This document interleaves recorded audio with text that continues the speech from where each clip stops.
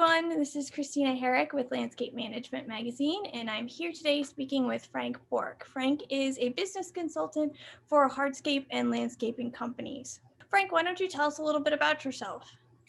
Well, thanks, Christina, for having me. And yes, I've been in this industry for over 22 years now. I had my own business for just over 15 years. We grew a business from nothing to over 110 employees. We then had to make some modifications over the years because of different uh, conditions economically with everything going on in 2008, 2009. So we went through so many changes, which brought me to doing more consulting. So this is where I am today as a consultant, helping businesses grow their profits, to grow their companies, and ultimately become more efficient at what they're doing. And so, yeah, thanks for having me here today. Well, that's kind of a perfect segue. So, tell me about the three things that a hardscaping business owner should do to build upon their company's success. Yes, well, when I look back at all the conversations that I have with not only the people who I co-own businesses with, or even conversations that I've had with clients now that look at their business, it always seems to come back to three major things. So when we look at planning, we're trying to figure out where are we going with our business. So for me, I've noticed that really this is the point. This is where we can start on the right track, is to build a plan, build a strategic plan. And I always like to look at the long-term goals, the short-term goals. I want to know where the business owner wants to go, and then from there we can start building something with the end in mind. Because when we go into the game without a plan, it often kind of feels like we're just trying to figure it out all the time, which we kind of are doing as business owners and entrepreneurs. But having a plan in mind and knowing where we're trying to get is a lot better. So this is where we start, is just finding the plan. And you can do that just by simply taking a look at what you want as a business. If you're wanting to grow your team, if you're wanting to grow your numbers, if you're trying to just become more profitable. Some people they're not looking at growing a big, huge team. They're just looking at growing more profitable. And so really asking you the important questions. The second thing I would say is taking a look at the systems, processes that can be helpful for your business. So what does that mean? We hear that all the time, systems and processes. Well, we all have systems. Sometimes they work and sometimes they don't. And so when they don't work, when we feel that we're struggling, it's asking yourself, well, okay, if this is not working, could we do to make it easier? And is this written down somewhere so we can repeat this every time we have these issues, or every time this happens, we know what to do. And the more you do this in a business, the more everyone in the business knows what to do when something happens. So it's really just having stuff written down as tracking your numbers, knowing if you're making money on jobs, so estimated versus your actual numbers. Maybe it's figuring out your sales strategy, knowing how do you want to start a job, how do you want to finish a job, how do you want clients to do you manage expectations, do you ask these questions, do you have specific questions you ask your clients, maybe it's your employees, do you have a hiring process? So all these things can be put in place. So really the second thing is setting some time aside for systems in your business, working on the business as opposed to always working in the business with your employees, let's say on the field. So setting time aside for this. And then third, I'd say, is really you have to train your people. You have to onboard people better if you want to have better teams. So the great teams have support from the leadership people. And so even if you're a small company, if you are the leader, you have to figure out a way to provide support to your team. And so no matter how small you are, having a process for bringing people in, asking them the right questions to know if they are the right fit. We have a tendency to just hire anyone who wants to work, but that doesn't really help us as entrepreneurs if it's not a good fit.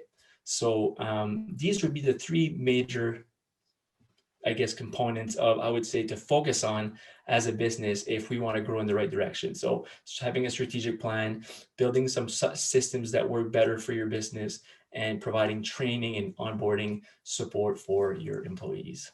What are some potential pitfalls that a company may make on their path to success and growth? Yeah, there's so many things that can happen to any size business. I would say that the number one thing that will happen is not having the answer for some of the issues that you'll encounter, some of the pitfalls that you may face as a business owner. And I think the best way to go about facing these unknowns and not having the answer for everything is first being able to admit this to your team that you don't have all the answers and there's going to be mistakes is probably number one, to have the respect of your team. So that's, I think for me, it's number one. Is not trying to be the know-it-all in every situation. Second is, once you realize that you don't know it all, is finding mentors, people that can advise you on a very, I guess, on the go, people that you can call up when you need them, that have some answers. I've had some of the best advice in some of the hardest times from people that I just surrounded myself with, that was sometimes even free advice that I could just pick up the phone and call someone who's been there or who would know what to do. And that saved me so much in terms of time, but also in terms of money and efforts, because their experience is what you're saving a lot of time and effort when you can have someone kind of give you some direction. So that would be the number one for me, was to know that you won't have all the answers, but finding people who may have those answers. So find those people when it's going right, so then when it goes wrong, you can reach out to them. That is good advice. So is there one trait you can kind of identify that successful hardscaping companies have? Yeah, I would say I'm thinking of two. The number one is, we're really in the people business. We think we're in the landscape business, but really the best companies out there, in my opinion, what they're really, really good at doing is they're good with people. So they're good with their clients and they're good with their employees. They know how to support both. And that's why they build really great teams. That's why people want to go work for them. That's why people are attracted to them.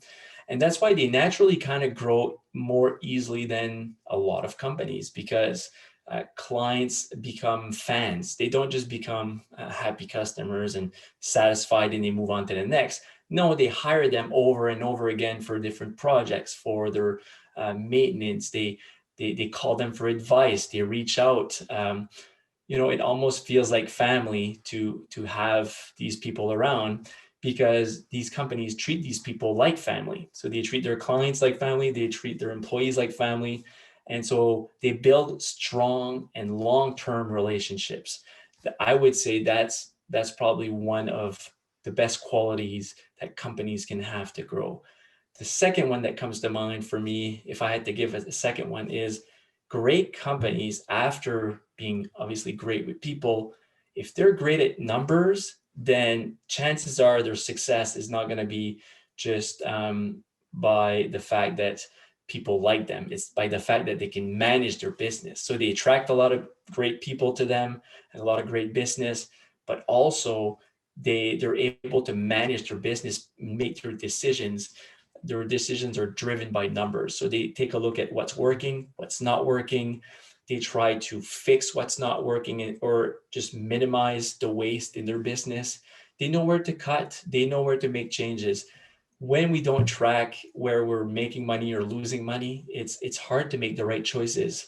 And believe it or not, I know a lot of great companies, big companies, uh, that don't really know their numbers, and unfortunately, they could become some of the best companies out there if they would just make a few changes to find out sooner when there are issues. So these big companies, they'll find the issues, but just not at the right time. So to be able to monitor to track your numbers and to know on a weekly, monthly, and maybe quarterly basis where you stand on projects, on your finances, on your cash flow.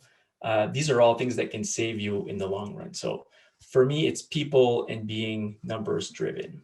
Is there anything else you want to add?